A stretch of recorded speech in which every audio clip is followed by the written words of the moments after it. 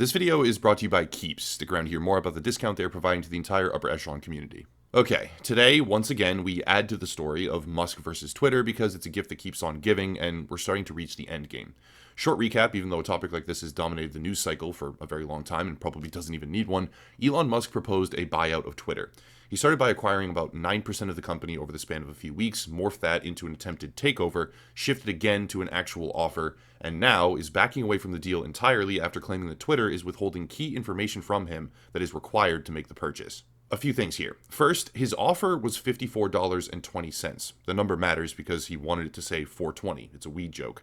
He is rich enough and strange enough to use hundreds of millions of dollars just to make a very expensive joke. And second, he then began to send a storm of tweets that were very critical of Twitter itself. But one of those tweets in particular was aimed at bots. Quote, "If our Twitter bid succeeds, we will defeat the spam bots or die trying." End quote. That's odd. It's not odd by itself, but in context, it makes absolutely zero sense. I'm not going to harp on this too much, though I am quite happy to be correct, but all of this was rather expected. My theory, I'm not alone in this by the way, but I don't see all that many people really delving into it, is that Elon Musk used a Twitter bid to suppress a variety of news stories that were very critical of him. I have a bunch of other videos on this. I guess I can link them down below in the description. He dominated specific search engine keywords by doing this, and also, more importantly, created the pretext necessary to offload something like $8.5 billion worth of Tesla stock right at the top of the market before a substantial decline. The deal itself from day one was kind of shaky. His attempts at financing seemed very risky. His attitude towards the company seemed almost malevolent. And one more thing that we need to know is that when his initial proposal was filed, he waived his rights of due diligence. This is something I probably should have done a better job discussing in prior coverage because it is actually critical to the entire process. Due diligence is basically when a company, entity, or person conducts research into whatever it is they are buying. For Musk, that would be research into the fundamentals and business prospects of Twitter. But when he filed the initial proposal with the SEC, he very specifically waived that right because the proposal in and of itself was an acknowledgement that he was done with due diligence. He basically agreed to buy Twitter, and the phase where he can ask about numbers and business operations and etc. to inform the purchase was basically over. This matters because it undermines pretty much everything he has tried to say since then, and yet here we are. My theory was that he would claim material breach of conditions after he began to fixate on Twitter's bot account numbers. Word for word, that's precisely what happened.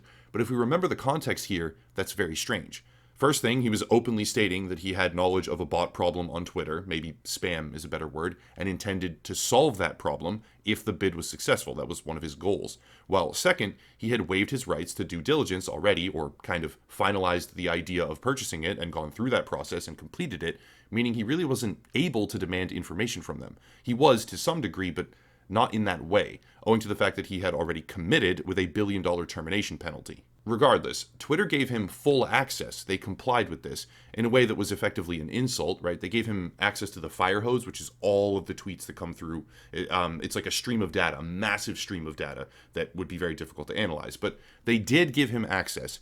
And then, on the exact date that the option became available to him, Elon Musk sent a letter to terminate the deal. That's where we are right now, but there's a bit more to discuss as well. Pause. Before going any further, it's time for me to pay the channel bills and offer a partner discount in the process.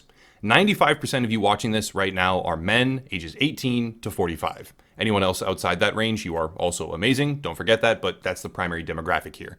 The main group when it comes to hair loss is men ages 18 to 35, and thus Keeps is one of the most effective sponsors to have. Keeps can help prevent hair loss with generic versions of the only two products on the entire market that are FDA approved.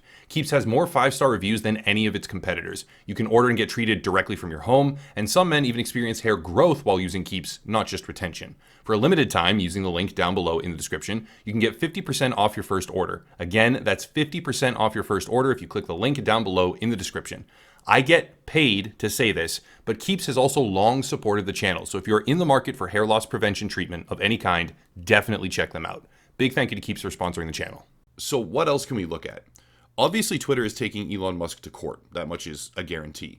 It was guaranteed when Twitter decided that the buyout was attractive and they wanted it to actually happen. However, the results of that, to make a couple more predictions here, could be somewhat interesting. I'm not a legal expert, but all signs point to a battle where it's quite obvious that Elon Musk is trying to get out of a deal that he technically shouldn't be able to get out of. I mean, he is responding to memes about the SEC being completely blind while investigating all this with open public agreement. He's basically just thumbing his nose at the entire establishment and saying, I can do whatever I want. Twitter seems to have a pretty strong case here. Elon Musk waited until the exact date where he could try to terminate the deal and then did exactly that, which shows a significant amount of planning, in my opinion. And the battle may not be over a $1 billion breakup fee, it may be substantially more, because these two parties need to agree on a certain amount of money in order to part ways and not go to court, which I think is the most likely outcome. But anyway, to be more specific, Elon Musk technically he cannot just pay the $1 billion and walk away. He can be sued, Twitter has that right, for specific performance, that's what it's called. And as long as the debt financing is there, Twitter can push to execute the merger agreement. Also, if Elon Musk were to tank his own position to a point where he can't actually close the deal, my understanding is that it wouldn't actually serve as a valid excuse. Twitter's chairman already announced that they will, of course, take Elon Musk to court, and that they intend to enforce the merger agreement. This is public from him. But the drama is almost infinite, because no matter where you stand, for or against the deal, there's always something to latch onto. Fans of Elon Musk are now arguing that he has tricked Twitter into an impossible legal situation. Memes like this are just adding fuel to the fire, and the narrative has emerged that all of this was deliberate. Some people are claiming that Elon Musk has executed some sort of Kaiser Soze legal backstab, because the information that Twitter was suppressing, though it doesn't appear that they were really holding back anything at this stage from him, will now come out during search and discovery for a legal case.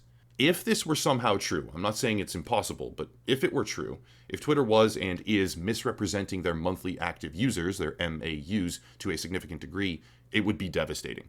Twitter has been claiming that there are only 5% spam accounts as far back as their IPO, and if Elon Musk really did blow all of that up, well, that's one for the history books. However, that's not what I would place my bet on. My prediction is this: Elon Musk and Twitter will reach a settlement behind closed doors. Elon Musk will walk away, having gotten everything he really wanted out of the deal already, such as liquidating a huge chunk of his Tesla stock, which very clearly does not trade on fundamentals and is highly subjected to Elon Musk himself as a charismatic leader. Thus, he needs a pretty damn good reason to start selling billions of dollars worth of his ownership. But he will not have achieved a total win. Twitter will have taken a pretty big chunk out of him. Not only that, but there will be multiple investor lawsuits on top of it. Actually, there already are quite a few, but there will be many more. After that, Twitter itself as a company will be seen as weak. The share price is already declining, the premium that Musk offered is rapidly dissolving, and barring certain major platforms like Facebook, because of antitrust law and a few other reasons, someone, somewhere, will swoop in and buy out what remains. Twitter will be absorbed into a larger company eventually, and Elon Musk will walk away having effectively trolled a multi-billion-dollar social media company into the dirt. I could be wrong, but so far my gut instinct seems fairly on point with this. To be clear, there are a multitude of potential outcomes. If Twitter and Elon Musk fight to the death in court, with search and discovery the whole way, maybe he gets quite literally forced to pay $44 billion for the company, or Twitter goes up in flames completely because they've been lying to everyone since day one. If they work out some kind of deal out of court, maybe they sign a revised merger agreement and the price goes down and Elon gets a better deal, which, again, people keep saying he's playing 4D chess and this is what he's doing, but nothing about this deal so far has been rational, so it's hard to expect rational things to happen in the endgame. It seems highly unlikely to me that Elon Musk walks away scot-free from all this. The claim about bots, aside from being contradictory to his prior statements, would have to be classified as having a material adverse effect. That's the technical terminology. And that's not an easy bar to clear. If Twitter is even remotely close in their spam user calculations, maybe having a shit testing methodology or something like that, but getting the ballpark of a real number, then you probably can't prove a material adverse effect. The numbers they have given for years would need to be catastrophically wrong to the point of deliberate lies. And Twitter may be a lot of things, horrible, horrible things, but I don't expect that they would misrepresent that kind of statistic for all these years in such a damaging way, especially given the public nature of the company, right? Just the way the market works and the way financial disclosures work. It's possible, but the more I sit here and think, the less likely it seems. I'm actually reminded, pretty strongly of this time where I bought a piece of furniture. This is going to be a really strange story, but bear with me. I bought a piece of furniture from a closing JCPenney store. It was one of their display tables, right? It was a nice coffee table, and I wanted it for my apartment. And the store was going to be shut down in like a week, so they were selling literally everything off the floor. But I had to go through this process of signing a bunch of papers and acknowledgments about what I was buying.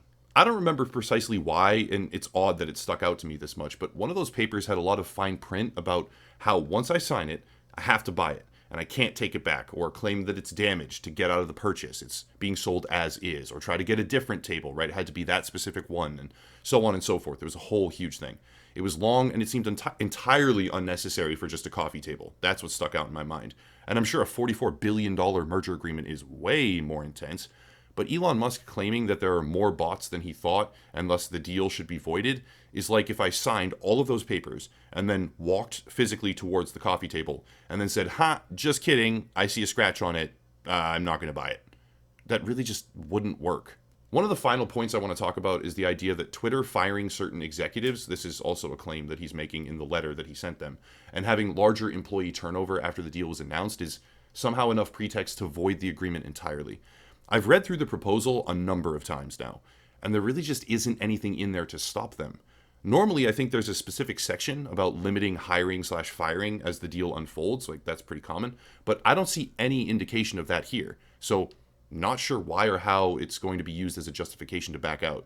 Bottom line, Elon Musk is doing precisely what I thought he would, and backing away from the deal, trying to get out of it, it seems.